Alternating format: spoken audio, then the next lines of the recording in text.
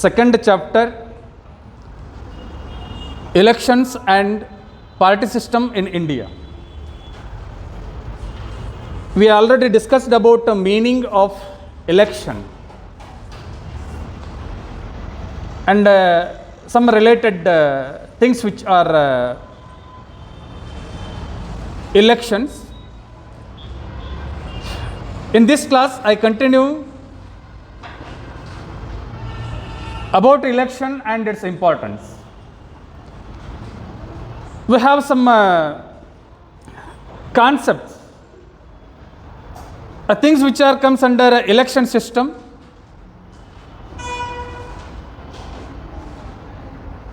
General election, it means. What is general election? Ask for 2 marks sometimes. What is general election? General elections are held periodically once in 5 years, where all the voters of the nation exercise their voting power based on the universal franchise. Very good, very good. Then, what is general election?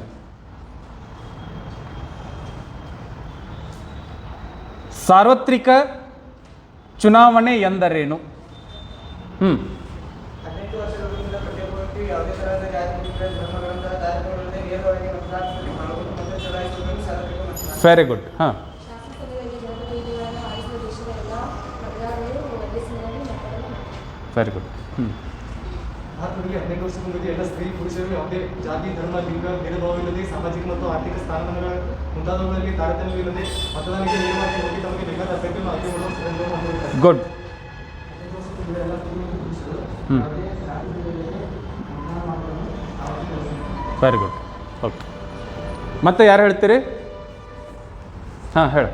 5 ವರ್ಷಕ್ಕೊಮ್ಮೆ ಬರುವ ಚುನಾವಣೆಯಲ್ಲಿ 18 ವರ್ಷ ತುಂಬಿದ ಯಾವುದೇ ಒಬ್ಬ ಪುರುಷ ಸ್ತ್ರೀ ಈ ಜಾತಿ ಭೇದ ಭಾವವಿಲ್ಲದೆ ಮತದಾನ ಮಾಡುವುದರಿಂದ ಸಾರ್ವತ್ರಿಕ ಚುನಾವಣೆ. Very good, very good. ಆಯ್ತಾ? ಸರಿ.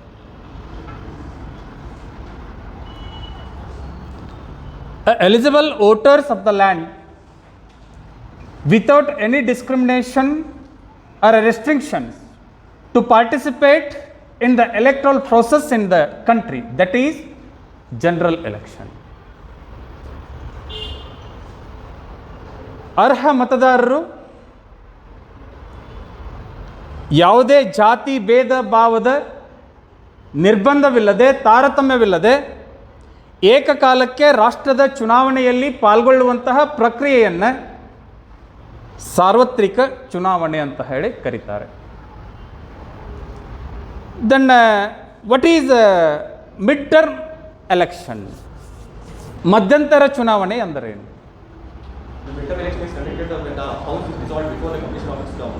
Very. The situation arises when the ruling party fails to win the vote of no confidence, and when no political party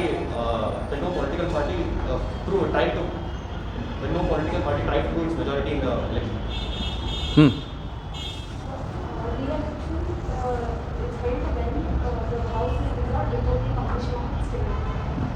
ಮಧ್ಯಂತರ ಚುನಾವಣೆ ಎಂದರೇನು? ಒಂದು ನಿರ್ದಿಷ್ಟ ಅವಧಿಗೆ ಆಯ್ಕೆಯಾದ ಸರ್ಕಾರದ ನಿರ್ಧಾರದ ಮುಗಿದ ಮುನ್ನವೇ ಅಧಿಕಾರದಿಂದ ಕಳೆದೊಯ್ದಾಗ ನಡೆಯುವ ಚುನಾವಣೆ ಮಧ್ಯಂತರ ಚುನಾವಣೆ. ಜನರಿಂದ ಒಂದು ಸ್ಥಾನಿಕವಾಗಿ ಆಯ್ಕೆಯಾದ ಪ್ರತಿನಿಧಿಗಳು ತನ್ನ ಸ್ಥಾನವನ್ನು ನಗರ ಸ್ಥಾನವನ್ನು ಪುನಃ ನಿಭಾಯಿಸಲು ನಡೆಯುವ ಚುನಾವಣೆ ಮಧ್ಯಂತರ. ಒಂದು ನಿರ್ದಿಷ್ಟ ಅವಧಿಗೆ ಆಯ್ಕೆಯಾದ ಸರ್ಕಾರ ತನ್ನ ತನ್ನ ಪೂರ್ತಿ ಅಧಿಕಾರ ಮುಗಿಯುವ ಮುನ್ನವೇ ನಾನಾ ಕಾರಣಗಳಿಂದ ಅಧಿಕಾರದಿಂದ ಕೆಳಗಿಳಿದಾಗ ಅಥವಾ ಶಾಸನಸಭೆಯ ಕೆಲಸದಿಂದ ವಿಸರ್ಜಿಸಲ್ಪಟ್ಟಾಗ ಅದನ್ನು ಮಧ್ಯಂತರ ಚುನಾವಣೆ ಎನ್ನುವುದು. ಮತ್ತೆ ಪ್ರೀತಿ ಠಾಕೂರ್ ಇಲ್ಲ ಸೃಷ್ಟಿ Joshi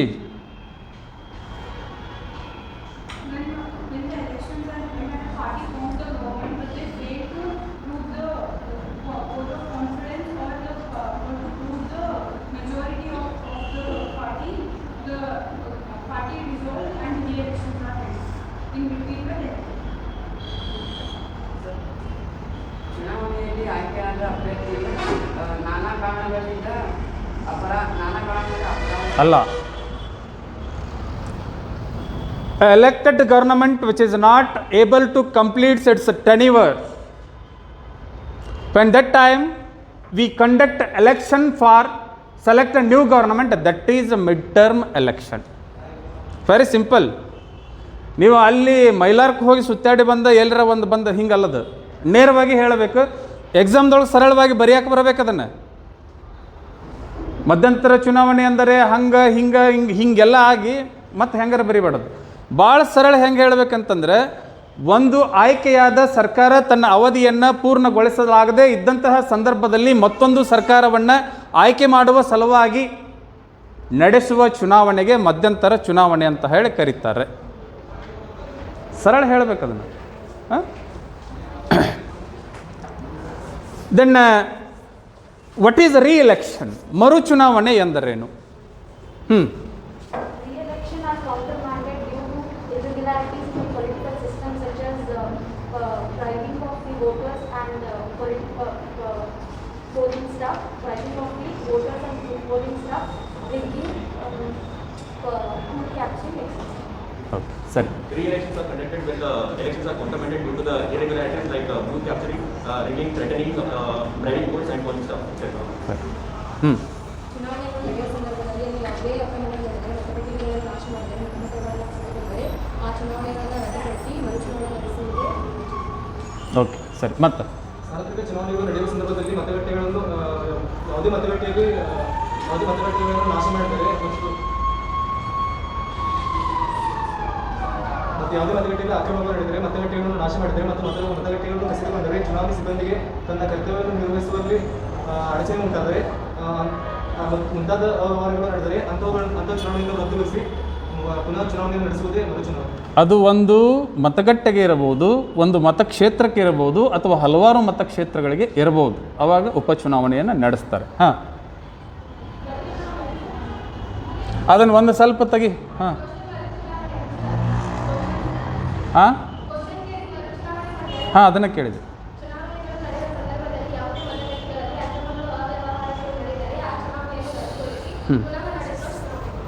Very good. Good. Okay. Re-election, it means due to the irregularities in an election, like booth capturing, rigging, threatening, or acquire polling booths or a constituency, or disturbing election officers in a particular constituency or a polling booth. When, according to Election Commission, there is a provision to conduct a re-election. See, when the time the countermanded irregularities activities in an election, when the time we conduct re-elections. ಮರು ಚುನಾವಣೆ ಅಂತಂದರೆ ಬೇರೆ ಏನೂ ಅಲ್ಲ.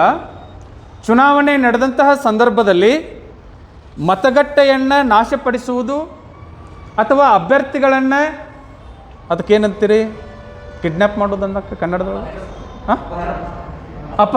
ಅಭ್ಯರ್ಥಿಗಳನ್ನು ಅಪಹರಿಸುವುದು, ಚುನಾವಣಾ ಅಧಿಕಾರಿಗಳಿಗೆ ಕರ್ತವ್ಯಕ್ಕೆ ಅಡ್ಡಿಪಡಿಸುವುದು, ಇದು ಒಂದು ಮತಗಟ್ಟೆ ಇರಬಹುದು ಅಥವಾ ಒಂದು ಮತಕ್ಷೇತ್ರ ಇರಬಹುದು. ಈ ರೀತಿಯಾದಂಥ ಅವ್ಯವಹಾರಗಳು ಯಾವ ಮತಕ್ಷೇತ್ರದಲ್ಲಿ ನಡೀತಾವೋ ಅವುಗಳಿಗೆ ಮರು ಚುನಾವಣೆಯನ್ನು ನಡೆಸ್ತಾರೆ. ಇದುವೇ ಮರು ಚುನಾವಣೆ. Next last one, by election, ಉಪಚುನಾವಣೆ.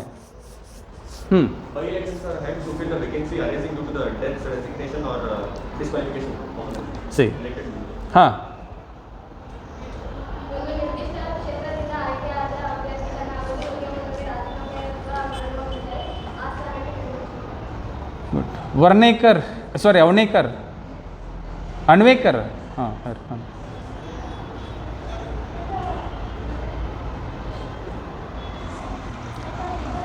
ಅದನ್ನು ತೆಗಿಬೇಕು. ಯಾಕಂದ್ರೆ ನೀ ಅಲ್ಲಿ ನಿಂತು ಹಂಗೆ ಮಾತಾಡಿದ್ರೆ ನಾನು ಕೇಳೋದಲ್ಲ. ಇನ್ನು ಮತ್ತೆ ಅದನ್ನು ಹಾಕ್ಕೊಂಡು ಮಾತಾಡಿದ್ರೆ ಎಲ್ಲಿ ಕೇಳಬೇಕು ಅದು ನನಗೆ? ಹಾಂ,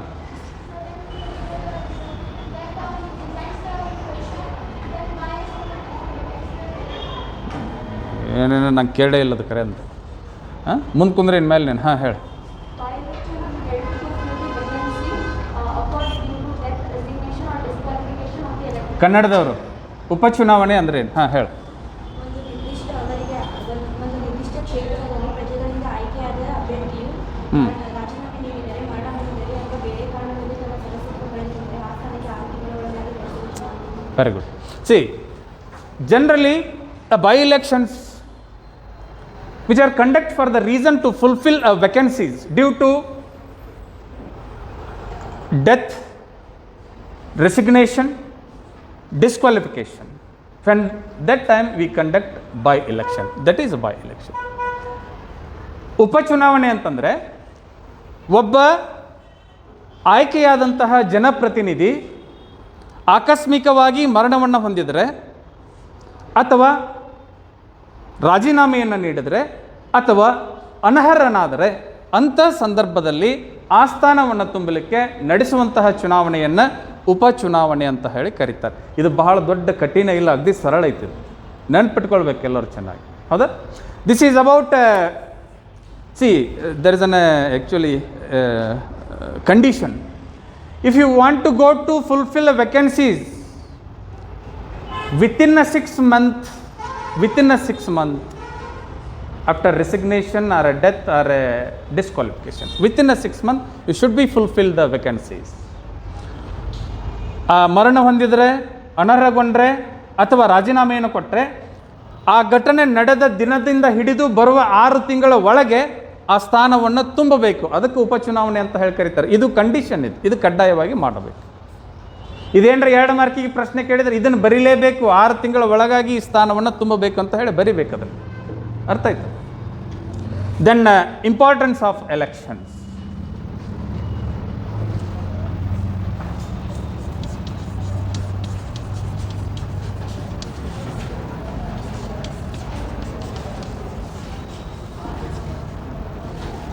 ಚುನಾವಣೆಯ ಮಹತ್ವ.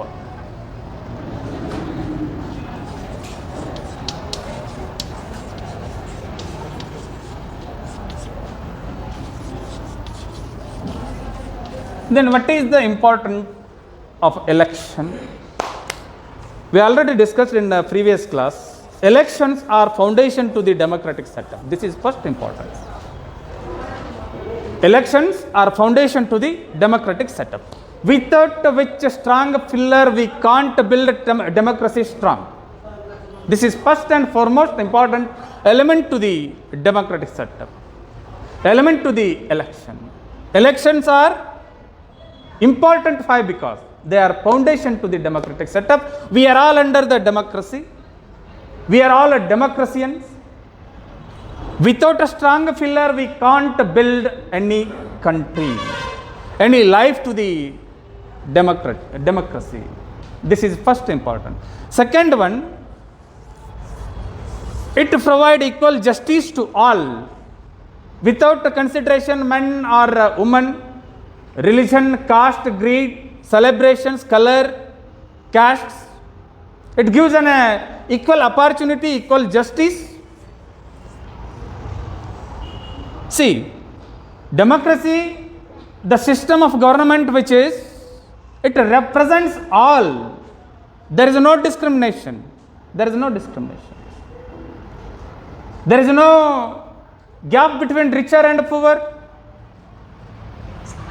upper caste and lower caste, minorities and majorities. There is no distinction.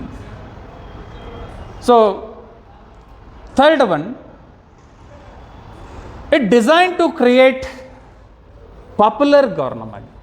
See, democracy is nothing but it choice a popular government. See, for in the democracy, all are have right to choose their own and interested candidates and interested political parties. You can choose your own. There is no restrictions. There is no commands to anyone. This is a special opportunity to common people in a democratic setup, which gives us a chance to all in the democracy, that is election. So this is important one. Fourth one, it gives an opportunity to select their intent candidate and interested candidate, and also it enhances to self respect and dignity to citizens and showing their importance in election. Without participation of citizens, elections will be meaningless. It has interrelations. Election and common people or citizens. How we conduct election without the participation of voters, we can't conduct. And also, it helps to showing a dignity or a importance of voters. 5 voters are required to the election. See, it is helps to the people to enhance their self-respect in an election. Fifth one, elections are barometers of democracy. See, how we testing a democracy by through the organ, that is election. We are testing. See, we have various political parties. They are conduct their participation in election. One party or few party got a majority. How they got a majority from the people? How much they got the seat from the people? See, elections are a barometer of a democracy. See. And also it helps to the formation of public opinion. See, a political party got a huge majority. It is showing the opinion of public. 5 public choice the party. It creates a opinion of public. And also, it helps to the discuss about public interests. 5 public chosen a particular political party, and 5 they given their rights to form the government. See, they are all just like a barometer to test a democratic setup. Sixth one will discuss later. ಕನ್ನಡದವರು ಚುನಾವಣೆಯ ಮಹತ್ವ. ಯಾಕೆ ಚುನಾವಣೆ ಮಹತ್ವದ್ದು ಅನ್ನೋದರ ಬಗ್ಗೆ ಕಳೆದ ಅವಧಿಯಲ್ಲಿ ನಾನು ಕೆಲವೊಂದಿಷ್ಟು ವಿಚಾರಗಳನ್ನು ಮಾತನಾಡಿದ್ದೆ. ಯಾಕೆ ಚುನಾವಣೆ ಮಹತ್ವದ್ದು ಅಂತ ಕೇಳಿದರೆ, ಚುನಾವಣೆ ಇಲ್ಲದೆ ಪ್ರಜಾಪ್ರಭುತ್ವ ವ್ಯವಸ್ಥೆಯನ್ನು ಕಟ್ಟಲಿಕ್ಕೆ ಸಾಧ್ಯವಿಲ್ಲ. ಚುನಾವಣೆಗಳು ಪ್ರಜಾಪ್ರಭುತ್ವ ವ್ಯವಸ್ಥೆಯ ತಳಪಾಯ ಅಥವಾ ಅಡಿಪಾಯ. ನಾನು ಹೇಳಿದೆ ಕಳೆದ ಅವಧಿಯಲ್ಲಿ, ಮಣಿ ಕಟ್ಟಬೇಕಾದ್ರೆ ಅದಕ್ಕೆ ಫೌಂಡೇಶನ್ ಅಂತೇಳಿ ಹಾಕ್ತಾರೆ, ಅಡಿಪಾಯ ಅಂತ ಹೇಳಿ ಹಾಕ್ತಾರೆ. ಪ್ರೀತಿಯವ್ರು ಕಟ್ಟಾಕತ್ತಾರೆ ಈಗ ಶಿವಮೊಗ್ಗದೊಳಗೆ. ಆ ಫೌಂಡೇಶನ್ ಗಟ್ಟಿ ಇರಲಿಲ್ಲ ಅಂತಂದರೆ ನೀವು ಸರಿಯಾಗಿ ಮನೆಯನ್ನು ಕಟ್ಟಕ್ಕೆ ಬರೋದಿಲ್ಲ, ಸ್ಟ್ರಾಂಗ್ ಮನೆ ಕಟ್ಟಕ್ಕೆ ಬರೋದಿಲ್ಲ. ಭಾರಿ ಐತ್ರಪ್ಪ ಇಲ್ಲಿ ಜಿಗದಾಡಿದ್ರೂ ಏನಾಗೋದಿಲ್ಲ ಅಂತ ಹೇಳಿ ಹಂಗೆ ಹಾಕಿ ಬರೋದಿಲ್ಲ. ನೀವು ಅಡಿಪಾಯ ಸರಿ ಹಾಕದೇನೆ ಮ್ಯಾಲೆ ಹತ್ತಿ ನಾವು ಡ್ಯಾನ್ಸ್ ಮಾಡ್ತೀವ್ರಿ ನೀವು ಯಾಕಂದ್ರೆ ಅಷ್ಟು ಕಡ್ಕೊಂಡು ಬೆದ್ದು ಬಿಡುತ್ತದೆ. ಇದು ಪ್ರಜಾಪ್ರಭುತ್ವ ವ್ಯವಸ್ಥೆಯೂ ಹಾಗೆ. ಚುನಾವಣೆಯನ್ನು ನಡೆಸದೇ ಹೋದರೆ, ಅಧಿಕಾರ ಒಬ್ಬರಿಂದ ಮತ್ತೊಬ್ಬರಿಗೆ ಹಂಚಿಕೆ ಆಗದೆ ಹೋದರೆ ಈ ವ್ಯವಸ್ಥೆ ಅರ್ಥಹೀನ.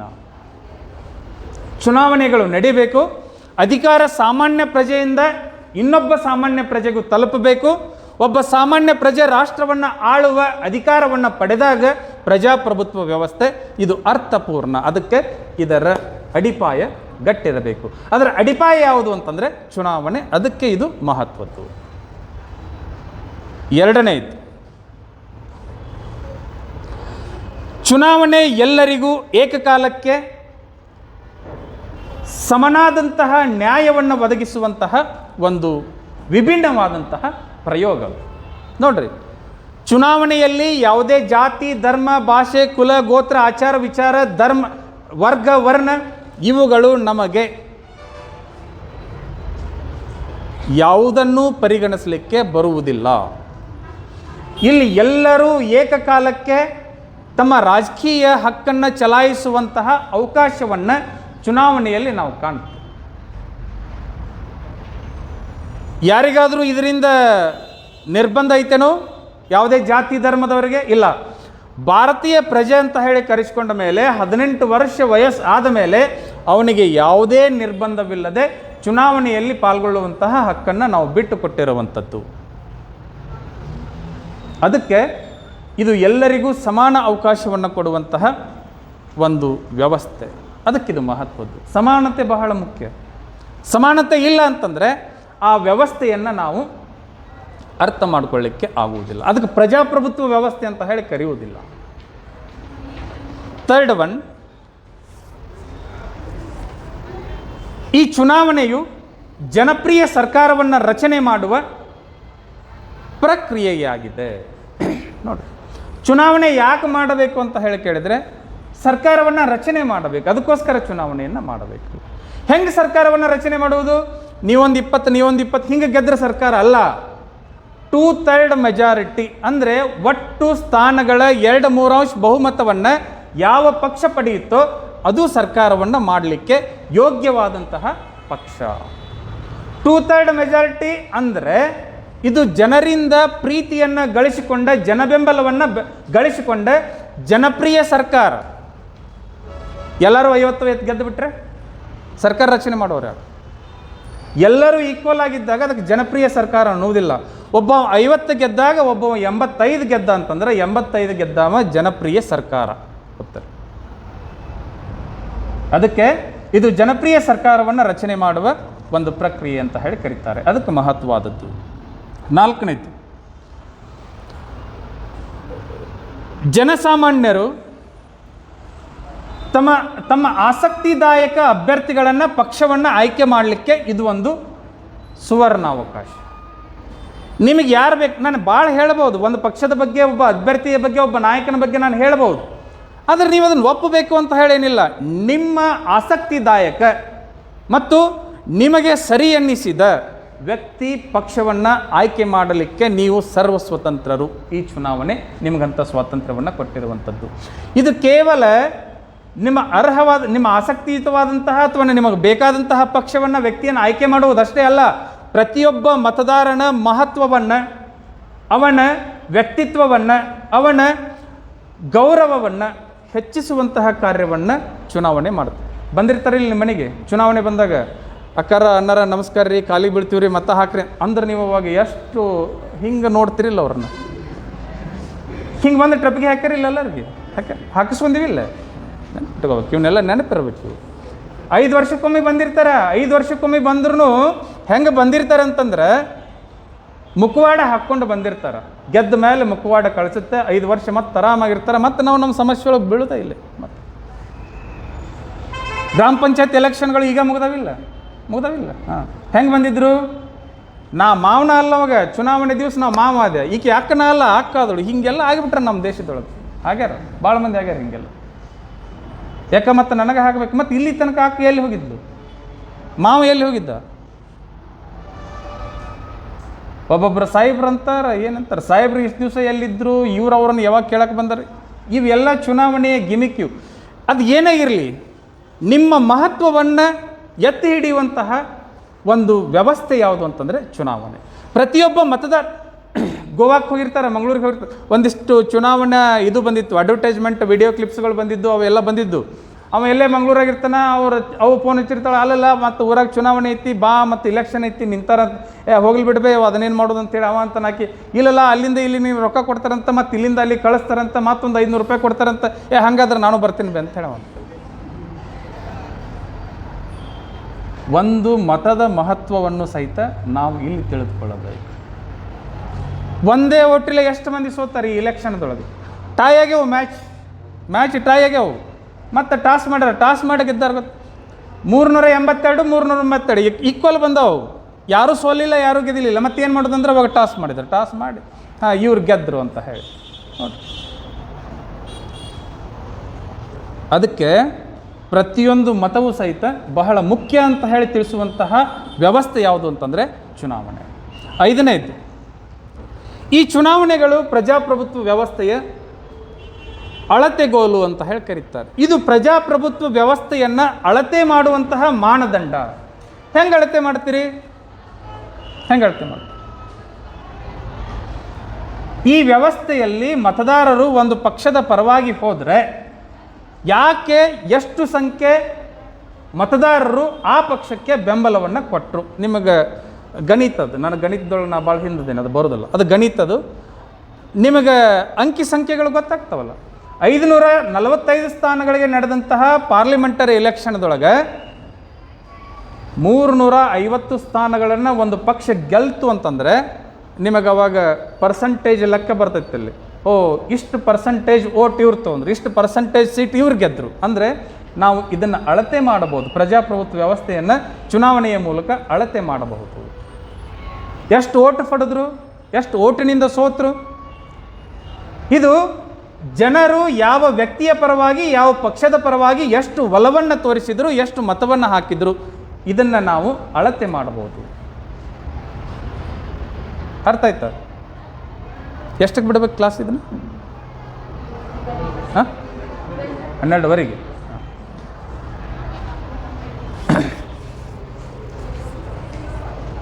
Sixth one,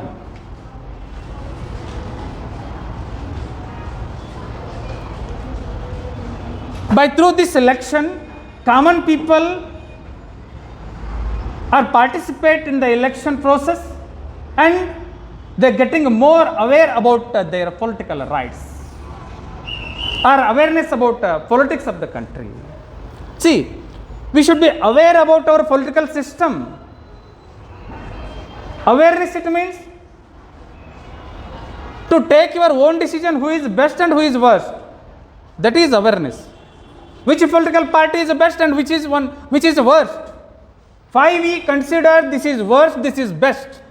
That it is showing your political awareness. The elections which are create political awareness among the society people.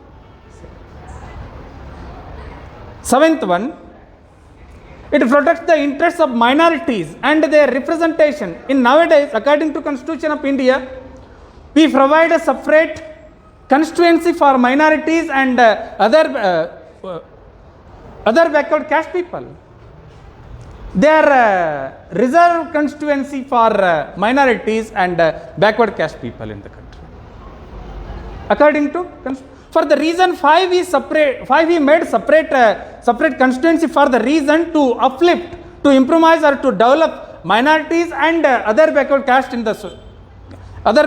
people in the country. This is the main intention. 8th one, elections are creates good relationship between voters and representatives. See, when the time of election they met people directly and people also express their opinion or they demanding to their representative to fulfill their requirements in daily life. See, it linkage between representatives and voters with a good relationship. 9th one, the elections which are made representative are responsible and accountable to the system. See, when the time of election they promised to the people, once they able to complete their fulfill their announcement or promise, then people easily accept them. If they fail to fulfill their assurances, then definitely people are reject them. See? Last one,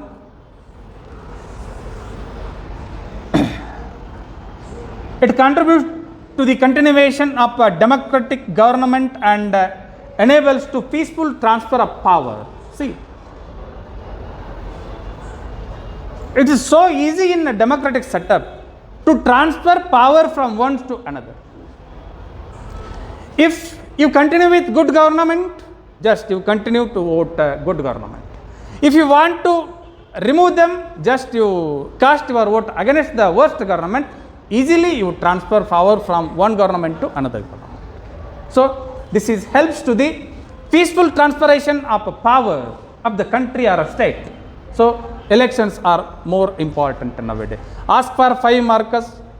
Don't forget this one. So just keep in your mind. Kannada ಮೀಡಿಯಮ್ದವರು. 6ನೇದು ಚುನಾವಣೆ ಯಾಕೆ ಮಹತ್ವದ್ದು ಅನ್ನೋದಕ್ಕೆ 6ನೇ ವಿಚಾರ ಏನು ಅಂತಂದರೆ, ಈ ಚುನಾವಣೆಗಳು ಜನರಿಗೆ ರಾಜಕೀಯ ಜ್ಞಾನವನ್ನು ತಿಳಿಸುವುದರ ಮೂಲಕ, ಅರಿವನ್ನು ಮೂಡಿಸುವುದರ ಮೂಲಕ ಅವರನ್ನು ರಾಷ್ಟ್ರ ನಿರ್ಮಾಣದ ಪ್ರಕ್ರಿಯೆಯಲ್ಲಿ ಪಾಲ್ಗೊಳ್ಳುವ ಹಾಗೆ ನೋಡಿಕೊಳ್ತಾರೆ. ರಾಷ್ಟ್ರ ನಿರ್ಮಾಣ ಅಂತಂದ್ರೆ ಇದನ್ನು ನಾನು ಕಳೆದ ವರ್ಷ ಹೇಳಿರಬಹುದು ನಿಮ್ಗೆ. ಇಲ್ಲ ಈಗೈತೇನ? ಹಾಂ ಈಗೈತೆ, ಮುಂದೆ ಬರ್ದೈತೆ, ಅದು ಹೇಳ್ತೀನಿ. ರಾಷ್ಟ್ರ ನಿರ್ಮಾಣ ಅಂತಂದ್ರೆ ಅದು ಏನು ಸುಮ್ಮನೆ ಅದು ಹೆಂಗ್ರಿ ನಿರ್ಮಾಣ ಮಾಡೋದು ಅಂತಂದ್ರೆ ಇಟ್ಟಂಗಿ ಮೇಲೆ ಇಟ್ಟಂಗಿ ಇಟ್ಟು ಹಿಂಗೆ ಕಟ್ಟಿಬಿಡೋದು ಹಂಗಲ್ಲದ. ರಾಷ್ಟ್ರ ನಿರ್ಮಾಣ ಅಂತಂದ್ರೆ ರಾಷ್ಟ್ರದ ಸರ್ಕಾರದ ಆಯ್ಕೆ ಇರಬಹುದು, ಸರ್ಕಾರವನ್ನು ಪ್ರಶ್ನಿಸುವುದಿರಬಹುದು, ಇದರಲ್ಲಿ ನೀವು ಪಾಲ್ಗೊಳ್ಳುವುದೇ ರಾಷ್ಟ್ರ ನಿರ್ಮಾಣ. ಇಲ್ಲಿ ಭ್ರಷ್ಟಾಚಾರ ಮಾಡಿದ್ರು ಸುಮ್ ಕೈ ಕೊಟ್ಕೊಂಡು ಇವ್ರು ನಮ್ಮ ಲೀಡರ್ ಅಂತೇಳಿ ಚಪ್ಪಾಳೆ ಹಾಕಿದರೆ ರಾಷ್ಟ್ರ ನಿರ್ಮಾಣ ಅಲ್ಲ. ಯಾರು ಭ್ರಷ್ಟರದಾರೋ ಅವ್ರ ವಿರುದ್ಧ ನಾವೆಲ್ಲರೂ ಒಕ್ಕಟ್ಟಾಗಿ ಹೋರಾಟ ಮಾಡೋದೇ ರಾಷ್ಟ್ರ ನಿರ್ಮಾಣ. ಹೋರಾಟ ಮಾಡಿದರೆ ಭ್ರಷ್ಟರನ್ನು ತೆಗೆದು ಹಾಕ್ತೀವಿ, ಭ್ರಷ್ಟಾಚಾರ ಇಲ್ಲ ಅಂತಂದರೆ ರಾಷ್ಟ್ರದ ಅಭಿವೃದ್ಧಿಯನ್ನು ಸರಳವಾಗಿ ಮಾಡ್ಬೋದು. ಇದುವೇ ರಾಷ್ಟ್ರ ನಿರ್ಮಾಣ. ಇದು ರಾಷ್ಟ್ರ ನಿರ್ಮಾಣ ಕಾರ್ಯದಲ್ಲಿ ವ್ಯಕ್ತಿಗಳನ್ನು ಪಾಲ್ಗೊಳ್ಳುವ ಹಾಗೆ ನೋಡುತ್ತೆ. 7th ಒನ್, ಇದು ಅಲ್ಪಸಂಖ್ಯಾತರ ಹಿತಾಸಕ್ತಿಯನ್ನು ರಕ್ಷಣೆ ಮಾಡುವುದರ ಜೊತೆಗೆ ಅವರಿಗೆ ಪ್ರತ್ಯೇಕ ಮತಕ್ಷೇತ್ರಗಳನ್ನು ನೀಡಿ ಅವರನ್ನು ಶೀಘ್ರವಾಗಿ ಅಭಿವೃದ್ಧಿಗೊಳಿಸುವಂತಹ ಕಾರ್ಯವನ್ನು ಚುನಾವಣೆಗಳು ಮಾಡ್ತವೆ. ಈಗ ನಮ್ಮ